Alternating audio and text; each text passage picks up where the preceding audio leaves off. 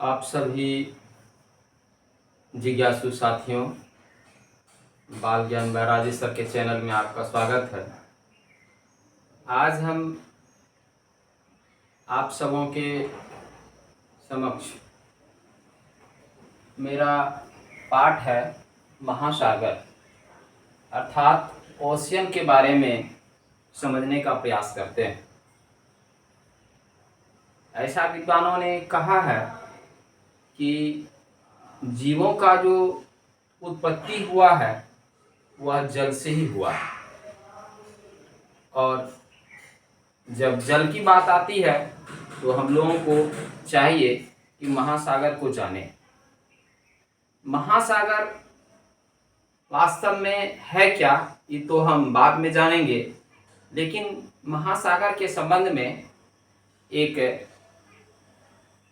महान भूगोलवेत्ता जो Joule's Verne हैं 1870 में उन्होंने लिखा कि महासागर प्रकृति का विस्तृत भंडार है। अर्थात ये जो महासागर है यह कोई छोटा मोटा नहीं है, बल्कि प्रकृति का जो दिया गया हम लोगों को सौगात है वह विस्तृत भंडार है। दूसरे शब्दों में कहें तो संसार का आरंभ महासागर से ही हुआ है, और कौन जानता है कि इसका अंत इसी में न हो। यह जो लाइन लिखा गया है कि संसार का आरंभ महासागर से ही हुआ है, यह लाइन भी उसी शब्द को प्रमाणित करता है कि जीवों का जन्म, जीवों का विकास जो है पहली बार वह जल से ही हुआ है। और हमें अगर यदि महासागर को जानना है तो इसके लिए हम लोग आगे बढ़ेंगे और जानेंगे कि आखिर महासागर किसे कहते हैं,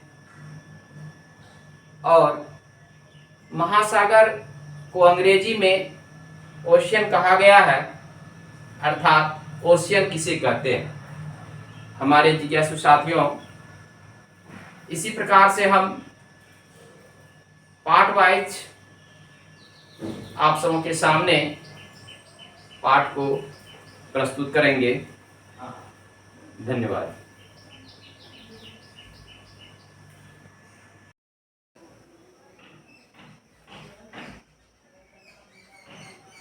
हमारे जिज्ञासु साथियों, आप सबों का बाल ज्ञान बैराजी सर के चैनल में स्वागत है।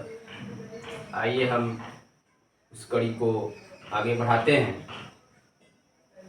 आप देख रहे हैं कि हम बोर्ड में महासागर ओशियन के संबंध में जानकारी हासिल करना चाहते हैं, लेकिन फिर बीच में ग्लोब आ गया।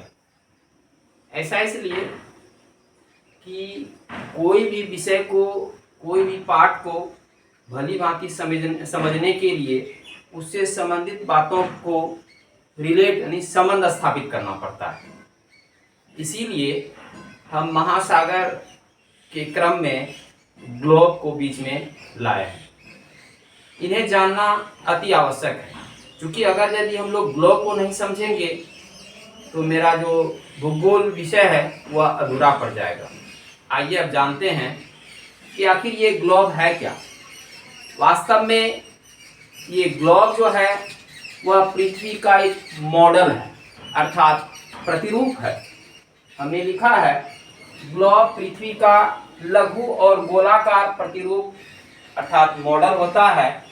इसमें पृथ्वी के सभी स्थल, महासागर, महाद्वीप, देश और प्रमुख भौगोलिक विशेषताओं का सही अनुपात में दर्शाई जाती है। कभी हम लोग कहते हैं पृथ्वी गोल है, कभी नारंगी के जैसा, कभी कुछ, लेकिन हमारे साथियों, आप सबों को समझने के लिए हमारे भूगोलवेत्ताओं ने एक ग्लोब का निर्माण किया, जिससे कि हमारे जो जिज्ञासु साथी है उस चीज़ को भली भांति समझ पाए।